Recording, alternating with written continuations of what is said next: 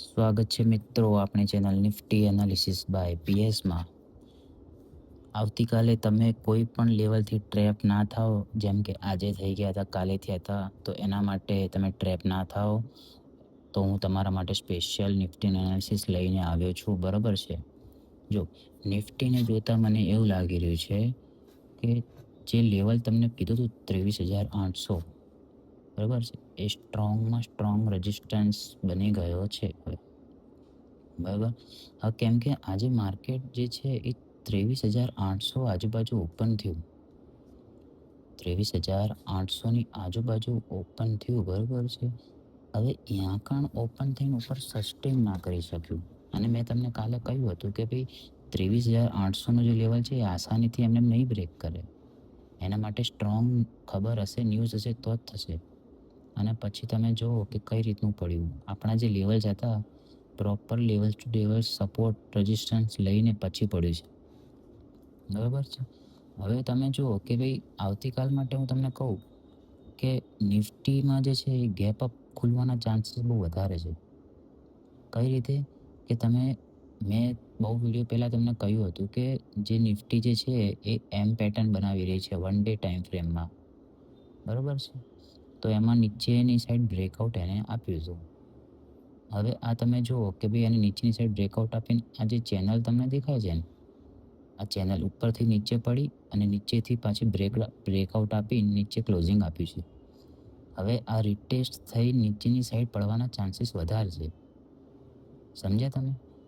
નીચેની સાઈડ પડવાના ચાન્સીસ વધારે છે. અને જે બજાર છે એ 3-4 દિવસથી સળંગ 23,800ને ડિફેન્ડ કરે છે, બ્રેક નથી કરી શકતું. તો આવતીકાલ માટે હું તમને 3 વ્યૂ આપી દઉં કે કઈ રીતનું બજાર રહે તો આપણે કઈ રીતનું પ્લાન કરવું.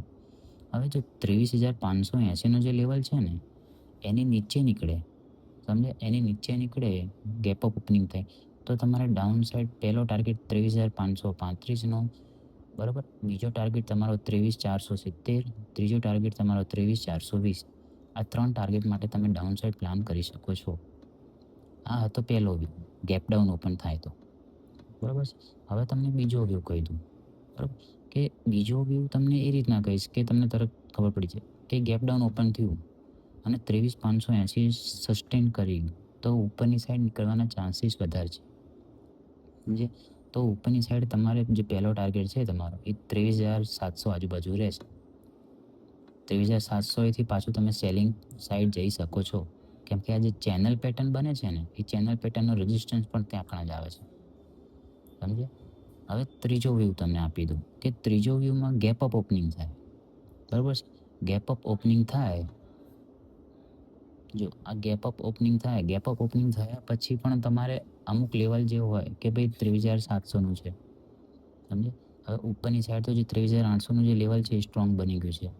અને આ ગેપ અપ આ જે ઉપર થયું હતું અને તમને નીચેની સાઈડ જો આખા દિવસનું મોમેન્ટમ જોયું તમે, 200થી 250 પોઈન્ટની તમને મોમેન્ટમ આપી છે આજે નિફ્ટીએ. એટલે કાલે જો ગેપ અપ ઓપનિંગ થાય અને 680થી લઈને 700 સસ્ટેન કરે તો ઉપરની સાઈડ તમારે પહેલો ટાર્ગેટ રહેશે તમારો 23,750, બીજો ટાર્ગેટ તમારો 23,800. આ લખી દઉં જો, 23,750 પહેલો ટાર્ગેટ અને બીજો ટાર્ગેટ તમારો 23,800. આ 2 ટાર્ગેટ માટે તમે પ્લાન કરી શકો છો. બરાબર છે. આવજો મિત્રો, મળીએ નેક્સ્ટ વિડીયોમાં.